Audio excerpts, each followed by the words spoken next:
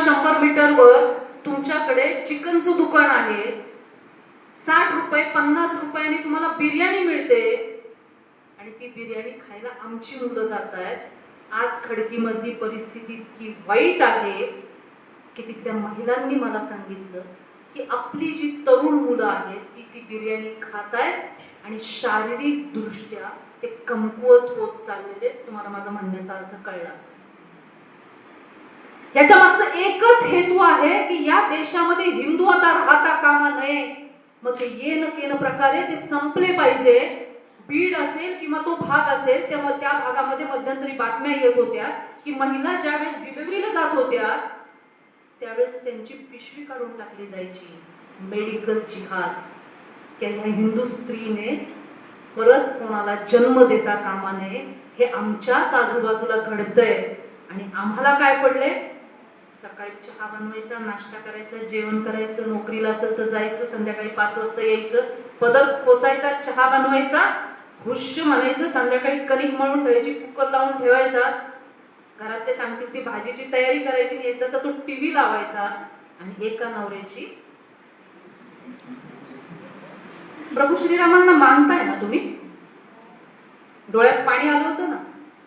प्रभू श्रीरामांचं तत्व होतं एक पतित्व एक पत्नीत्व. कुठं गेलं? आम्हाला फक्त प्रत्येक गोष्टीमध्ये इव्हेंट पाहिजे. राम मंदिर होतंय, चला भगवा ध्वज घेऊन.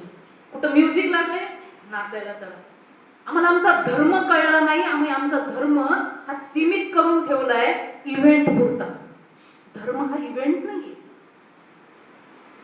छत्रपती शिवाजी महाराजांनी धर्माला जर इव्हेंट मांडलं असतं तर आमच्या कपाळावर आज कुंकू नसतं. त्यांनी धर्मासाठी स्वतःचं जीवन अर्पित केलं. परंतु त्यांना जीवन अर्पित करायला लावणारी जी होती ती त्यांची जननी होती, जी एक स्त्री होती. एक माता, इकडून निजामशाह आहे, तिकडून आदिलशाह आहे, तिकडून अजून कुणीतरी येते. अशा परिस्थितीमध्ये ती महिला म्हणते की माझ्या पोटी असा पुत्र येऊ दे की ह्या सगळ्यांना नेस्तनाभूत करून माझा देव, माझा देश, माझी स्त्री ही सुरक्षित राहिली पाहिजे. त्या राज्यामध्ये मंदिराचा कळस आणि घरातल्या दारातली तुळस सुरक्षित राहिली पाहिजे. हे त्या आईचे विचार होते.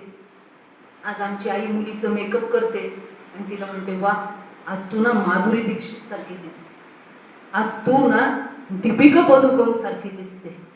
आमच्या आईने आमच्या मुलीला सांगायला पाहिजे की मा जिजाऊ ही खऱ्या अर्थानं तुझी हिरोईन आहे. राणी लक्ष्मीबाई ही तुझी खरी हिरोईन आहे. आणि ज्यांनी धर्मासाठी स्वतःचं बलिदान दिलं ते धर्मवीर संभाजी महाराज तुझे हिरो आहेत. हे आईने सांगण्याची गरज आहे. आम्हाला बाहेरून कोणी येऊन सांगणार नाही. आमचा धर्म जोपर्यंत आम्हाला कळत नाही तोपर्यंत पुढची पिढी या धर्मामध्ये राहणार नाही. आज 46-47